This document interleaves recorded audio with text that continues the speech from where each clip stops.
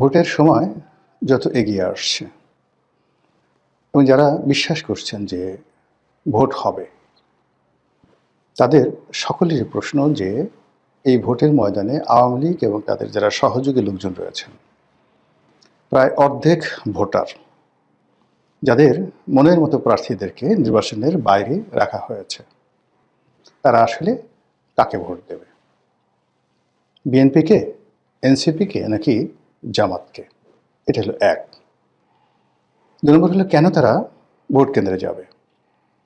এখানে স্পষ্টতই আওয়ামী লীগের সভানেত্রী এবং দলের যারা নেতাকর্মী রয়েছেন শীর্ষ পর্যায়ের, তারা ইতিমধ্যে স্পষ্ট জানিয়ে দিয়েছেন যে আওয়ামী লীগকে যদি ভোটের বাইরে রাখা হয়, তাহলে এই ভোট নিয়ে আওয়ামী লীগের কোনো মাথা ব্যথা নেই এবং আওয়ামী লীগের যারা নেতাকর্মী রয়েছেন তারা কোনো অবস্থাতেই ভোট কেন্দ্রে যাবেন না ভোট দেওয়ার জন্যে। তো এটা যদি হয়, তাহলে একটা ভয়াবহ বিপর্যয়ের কারণ ঘটাবে। এর কারণ হলো যে আমাদের দেশে এখন যেভাবে নির্বাচন হয়েছে, গত কয়েকটি নির্বাচনে, সেখানে ভোট কেন্দ্রে ভোটারের যে উপস্থিতি, এটা একটা বিরাট সমস্যা। আওয়ামী লীগ একছত্রভাবে তাদের সকল রাষ্ট্রীয় ক্ষমতা তারা প্রয়োগ করার পরেও 10%, 15%, 20%, মানে এক একটা নির্বাচনী এলাকাতে এক এক রকম ঘটনা, এবং কোনো কোনো জায়গাতে এমনও হয়েছে যে শতকরা 5 ভাগ ভোটারও ভোট কেন্দ্রে উপস্থিত হয়নি বিগত তিনটি নির্বাচনে। আবার কোনো কোনো কেন্দ্রে 70% ভোটার উপস্থিত হয়েছে, যেখানে আসলে শক্ত প্রতিদ্বন্দ্বী প্রার্থী ছিল এবং হাড্ডাহাড্ডি লড়াই হয়েছে। তো সেক্ষেত্রে সামনের যে নির্বাচন, এটিকে যদি প্রতিদ্বন্দ্বিতামূলকভাবে শো করা না যায় ভোটারদের কাছে, এখানে সেই 5%, 10%, 11%, 12% এরকমই হবে, এর বেশি হবে না। আর কিছু কিছু জায়গাতে হয়তো 80% হয়ে যেতে পারে, যেখানে আসলে ভোটের মাঠটা ইতিমধ্যে জমজমাট হয়ে পড়েছে। তো সমস্যাটা কোথায়? অতীতে আওয়ামী লীগ যেটা করেছিল সেটা হলো তাদের অনুগত প্রশাসন ছিল, মিডিয়া ছিল, এবং তারা ওই মুহূর্তে ভারত, আমেরিকা, ইউরোপীয় ইউনিয়ন কাউকেই পাত্তা দেয়নি। ফলে তার ইচ্ছামতো ব্যালট বাক্স ভরেছে, ইচ্ছামতো রাতে ভোট করেছে, ইচ্ছামতো বিনা ভোট করেছে, ইচ্ছামতো রেজাল্ট ঘোষণা করেছে এবং সবাইকে সেটা মেনে নিতে হয়েছে। কিন্তু এবার তো এটা 1% সম্ভব নয়। এটা করার সঙ্গে সঙ্গে ইলেকশন কমিশন সেখানে ভোটটা বন্ধ করে দেবে। তাহলে ভোটারের উপস্থিতিটা যদি নিশ্চিত করতে হয়, সেক্ষেত্রে আওয়ামী লীগের ভোটারদেরকে আনতেই হবে মাঠে।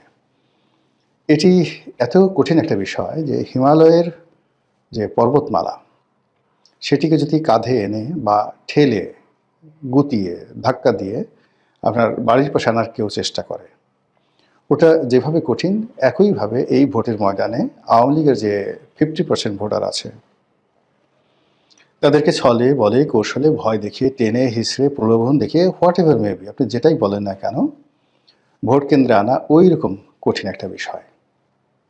এটা হলো আমার ব্যক্তিগত অভিমত। ২ নম্বর হলো যে আওয়ামী লীগ যদি এই নির্বাচনে কৌশল করতে চায়, মানে খেলতে চায় প্রার্থীদেরকে নিয়ে, তাহলে যেটা হবে সেটা হলো তারা সেই একটা জায়গাতে জামাতের ময়দানে উপস্থিত হবে, যেখানে তারা কৌশল মনে করবে যে জামাতের প্রার্থী স্ট্রং, আর অন্য জায়গায় তারা বিএনপির প্রার্থীর পক্ষে নামবে, জনসংখ্যা বড় হবে এবং প্রার্থীদেরকে মাথায় তুলে নাচবে, মনে হচ্ছে যে প্রার্থী তারা জিতে গেছে। কিন্তু শেষমেশ তারা ভোট দিতে আসবে না, যাবে না, বা ভোট কেন্দ্রে ঢুকে তারা ব্যালট পেপার নষ্ট করবে এমনভাবে। তাতে কি হলো যে সবাই একটা ইমেজে রইল, ভোটের দিন পর্যন্ত প্রচুর ভোটার উপস্থিত হয়েছে, আওয়ামী লীগের সব লোক ভোট কেন্দ্রে এসেছে, কিন্তু শেষমেশ তারা ভোট দেয়নি, হা ভোটের জায়গায় না ভোট দিয়েছে, না ভোটের জায়গায় হা ভোট দিয়েছে, আর প্রার্থীকে এমন সিল মেরেছে প্রতীকের উপর যেখানে ভোটটা নষ্ট হয়ে যায়। তাহলে কি হবে বলেন? এরকম একটা অবস্থাতে কি হবে? দিন শেষে দেখা গেল যে সবাই এটা মারাত্মক বিপদে মানে ফেলবে। নির্বাচন যারা অনুষ্ঠান করছে তারা দেখলো যে ইলেকশন কেন্দ্রে প্রচুর ভোটার ভোট কেন্দ্রে গেল, তারা ধরে নিল 60%, 50% ভোটার কালেকশন হয়েছে, অতএব সিল পিটানোর দরকার নেই। কিন্তু দিন শেষে গুনে গুনে দেখা গেল 5%, 6%। তখন নিজের গালে চর থাপ্পড় কিল ঘুষি মারা ছাড়া তাদের আর কিছু করার থাকবে না। এই গেল দ্বিতীয় অপশন। এবং এই কাজগুলো করা কিন্তু এত সোজা না। আওয়ামী লীগের যে চাণক্য নীতি, সেই চাণক্য নীতি যদি পরিপূর্ণ বাস্তবায়ন তারা ঘটাতে পারে, তাহলে সেক্ষেত্রে কেবলমাত্র এটা ঘটানো সম্ভব। থার্ড যে অপশন, সে অপশন হলো এলাকার যারা প্রার্থী তারা আসলে সত্যিকার অর্থেই আওয়ামী লীগের নেতাকর্মীদেরকে উদ্বুদ্ধ করতে পারলো তাদের ম্যাগনেটিক নেতৃত্ব দ্বারা, তারপরে তাদের বক্তব্য দ্বারা এবং তাদের নানা রকম কর্মকাণ্ড দ্বারা আওয়ামী লীগের যারা নেতাকর্মী তারা উদ্বুদ্ধ হলেন এবং আওয়ামী লীগের ভোটারদের জন্য একটা নিরাপদ জোন, সেফ জোন সংশ্লিষ্ট ইলেকশন কমিশন, প্রশাসন সবাই সেখানে উন্মুক্ত করে দিল, যেখানে যাদের বিরুদ্ধে মামলা আছে, তারপর যারা চিহ্নিত সন্ত্রাসী অপরাধী, তাদেরকে বাদ দিয়ে আওয়ামী লীগের যারা ক্লিন ইমেজের লোক তারা যদি ভোটের ময়দানে আসেন তাদেরকে সম্মান জানানো হবে, এমনকি তাদেরকে মঞ্চেও নিয়ে বসানো হবে। এবং এটি যদি শান্তিপূর্ণভাবে করা হয় তাহলে আওয়ামী লীগের যে রাজনীতি এটি খুবই কঠিন হয়ে যাবে আগামীর দিনগুলোতে। এবং সেক্ষেত্রে যারা যোগ্য প্রার্থী তারা এখানে লাভবান হবে।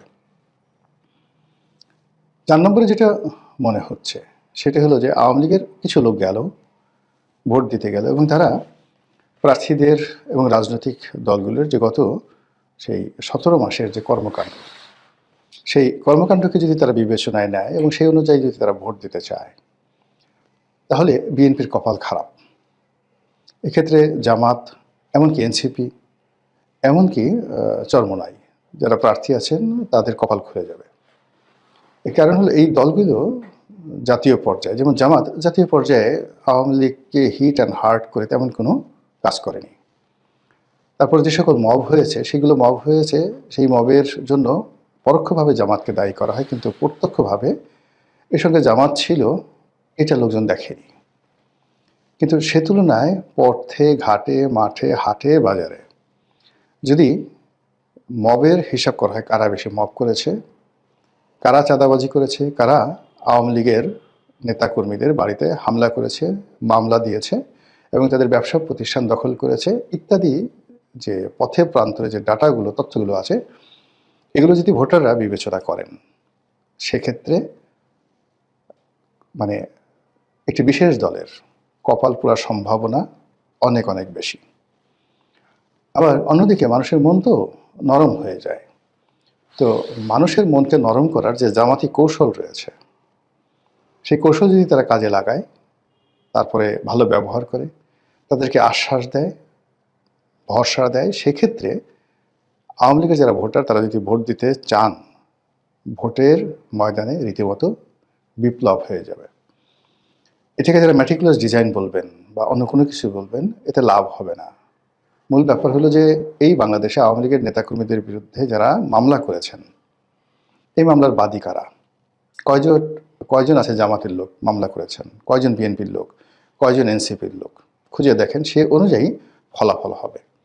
এখানে শেখ হাসিনা উনি যতই বলে দিন না কেন, ভারত যতই বিএনপিকে ফেভার করার চেষ্টা করুন, তারপর যাকে বলা হয় প্রশাসন বিএনপির ব্যাপারে যতই ঝুঁকে থাকুক না কেন, এখানে যদি শক্তি প্রয়োগ করে, প্রশাসনিক শক্তি প্রয়োগ করে ব্যালট বাক্স না ভরা হয় এবং এখানে যদি যাকে বলা হয় একটি ভুয়া রেজাল্ট শিট তৈরি করা না হয় প্রশাসনের তত্ত্বাবধানে, কিংবা এখানে যদি সেনাবাহিনী সরাসরি হস্তক্ষেপ করে একটা ঘোষণা দিয়ে দেয়, এই কাজগুলো যদি না হয়, সেক্ষেত্রে ভোটের মাঠের যে চালচিত্র, সেই চালচিত্রে আজকের দিন পর্যন্ত বেশিরভাগ সিটে জামাতের প্রার্থী এগিয়ে থাকবে।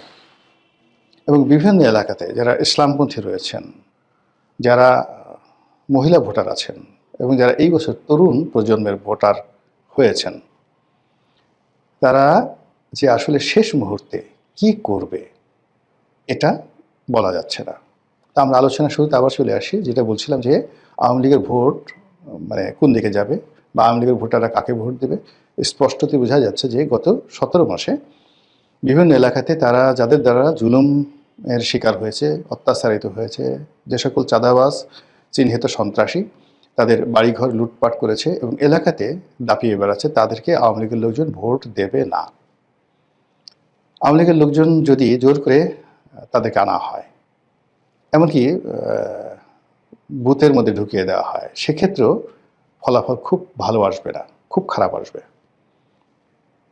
আবার দ্বিতীয়ত যেটা আছে সেক্ষেত্রে হলো যে আওয়ামী লীগ এই যে এই মুহূর্তে কেন ভোট দেবে না? প্রথমত হলো দল মাঠে নেই, তাদের নেত্রী দেশের বাইরে, এবং এই প্রথমবারের মতো ব্যালট পেপারে নৌকা নেই। এটি যে কোনো আওয়ামী লীগের লোকজনের জন্য অবমাননাকর। ফলে তাদের যদি মানে পিত্তি থাকে, আমরা বলি না যে লাশ শরম থাকে তোর পিত্তি নেই, তো পিত্ত থাকে বা পিত্তি থাকে, তাদের যদি ন্যূনতম চেতনাবোধ থাকে, মর্মবোধ থাকে, মানবিক বোধ থাকে, তাহলে এটাকে তারা একটা অপমান হিসেবে মনে করবে। এই জন্য তারা ভোট দেবে না। আবার উল্টোটা হতে পারে, কেন ভোট দেবে? এখানে এক নম্বর হতে পারে যে তারা মনে করতে পারে যে আসলে আওয়ামী লীগ খারাপ করেছে, এই জায়গা থেকে তাদের বের হয়ে আসতে হবে, শেখ হাসিনা ভালো কাজ করেনি। এই বোধ যদি আওয়ামী লীগের নেতাকর্মীদের মধ্যে আসে, তারা ভোট দিতে পারে।